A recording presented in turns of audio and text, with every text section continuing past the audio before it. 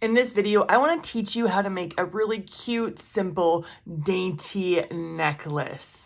What's going on, my fellow jewelers? Oh my goodness, I love dainty. I think it's so sweet and so cute just around the neck, almost like a choker, but not quite. I feel like a choker is a little bit higher up. This will go around the collar just nicely. It's really simple and easy. I'm going to teach you the tips and tricks, but before we get started, make sure you subscribe my channel if you haven't already, but let's dive right in right now.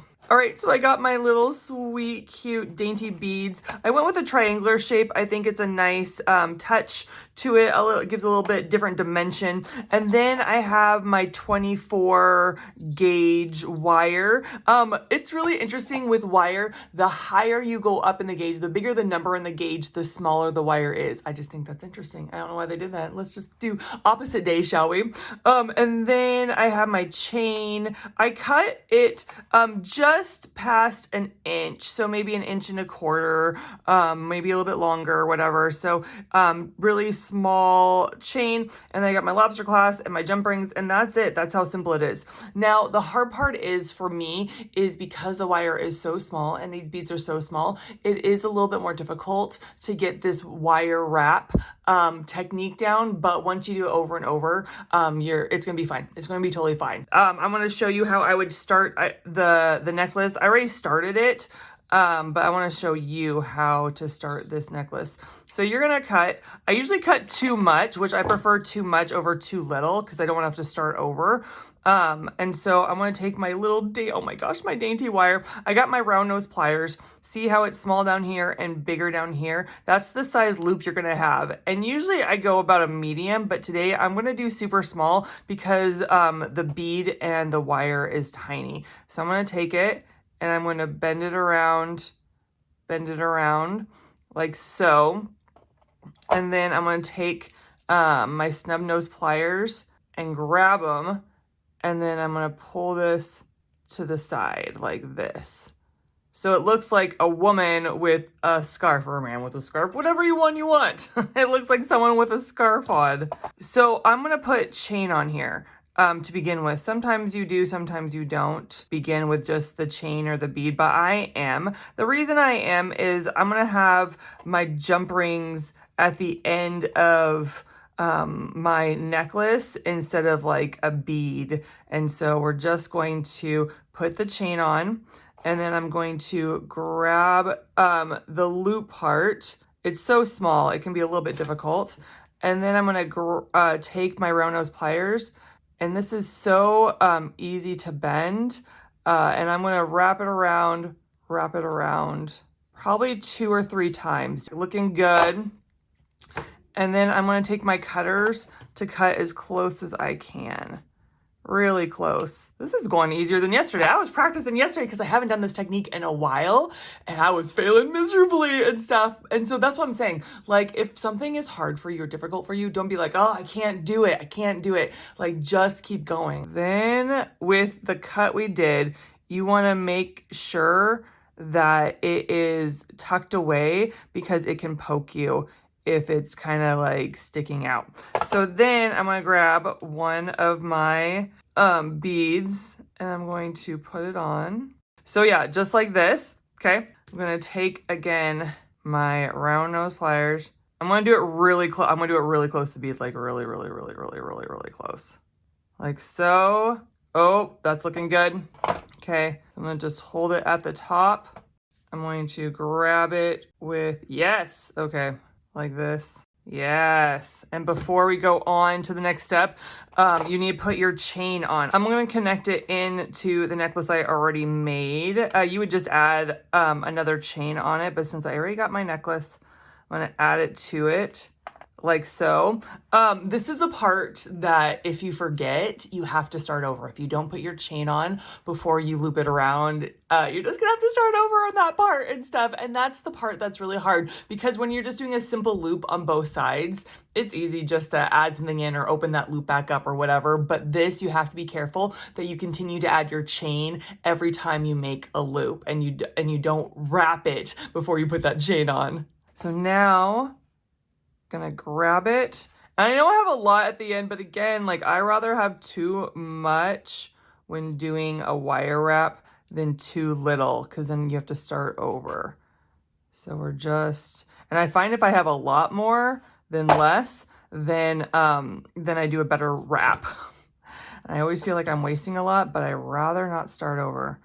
And then that would be wasting, right? Ha ha ha. Okay, I clipped it, I cut it off, and then going to get that piece that was cut off and make sure it's tucked away so that it doesn't scratch the person wearing it. Okay, and there you have it. Oh, look at that. Oh my goodness, it looks so cute. So you're just gonna repeat that technique over and over and over again, where you make your loop, right? And before you wrap it, you put your chain on, right? And then you wrap it, and then you get your bead on, and then you make your loop, put your chain on before you wrap it, and then you wrap it. And you're just gonna do that on repeat, right? It's kind of like putting a good song on repeat. You're just gonna put it on repeat until you make the length that you want, and then we'll go to the next step. Okay, so I'm gonna do it in fast forward, and we'll go to the next step.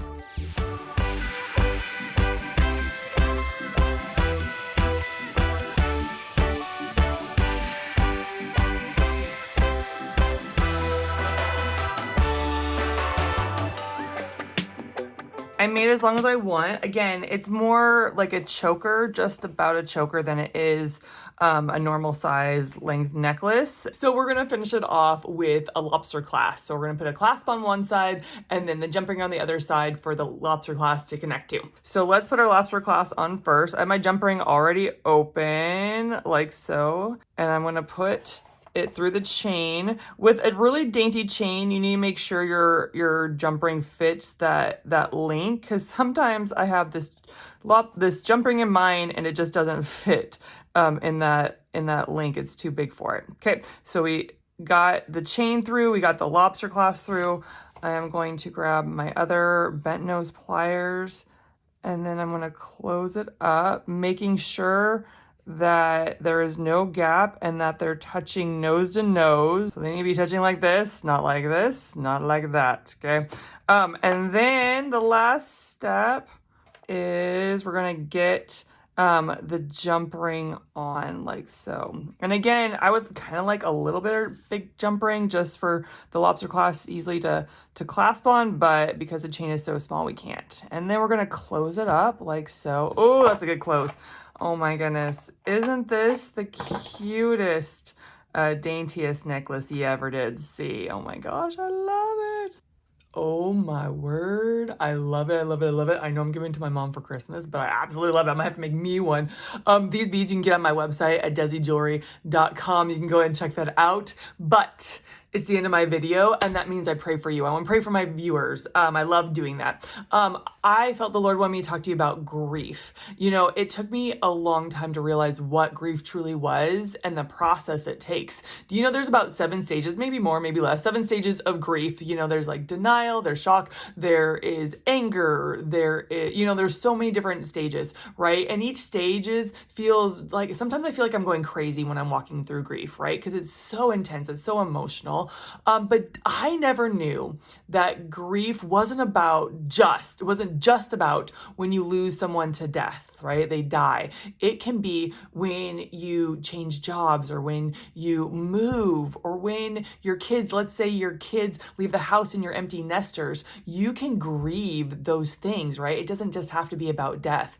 And so I remember I was ministering to a lady, and she said, Des, I'm just depressed. I don't know what's going on. And so as I was praying for her, the Lord showed me it's not depression, it's grief. She is grieving the life she thought she was going to be living right now.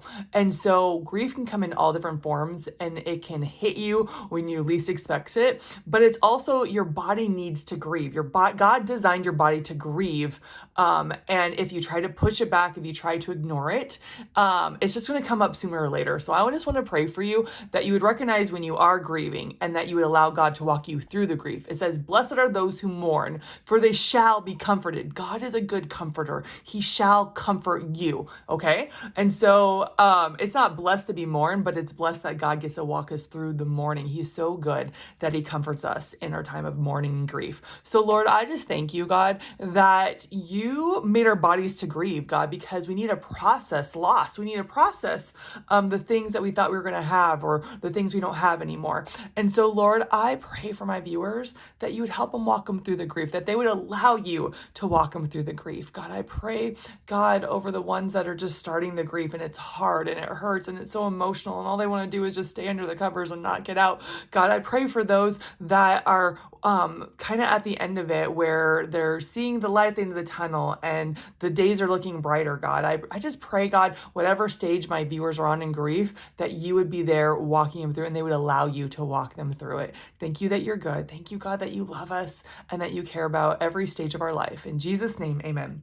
All right, guys, thank you so much for tuning in. I'd love to hear what you think about this necklace and how you're going to make it. What beads are you going to use? All right, guys, I'll catch you in the next one right here, right here, right here. All right, see you later. Bye.